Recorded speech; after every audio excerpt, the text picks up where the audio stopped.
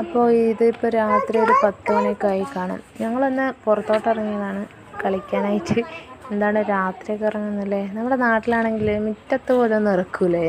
എന്തിനാ ഇറങ്ങിയത്, എവിടെയാണ് പോകുന്നതെന്ന് ചോദിക്കും നാട്ടിലാണെങ്കിൽ. ഇപ്പോൾ ഇവിടെയാണെങ്കിൽ ആരും ചോദിക്കാനും പറയാനൊന്നുമില്ല. ആർക്കും അപ്പുറത്തെ ഇപ്പുറത്തെ വീട്ടിലുള്ള പോലെ കാര്യങ്ങളും അറിയണ്ട.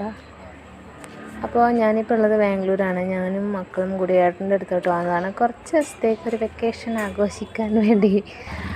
അപ്പോൾ ഇവിടെയും എല്ലാവരും ഈ റോഡിലോട്ട് ഇറങ്ങും രാത്രിയൊക്കെ ആകുമ്പോഴത്തേക്കും. ഇതുവരെ മക്കളൊക്കെ ഉണ്ടായിരുന്നു, കുറേ പിള്ളേരുണ്ടായിരുന്നു കളിക്കാനായിട്ട്.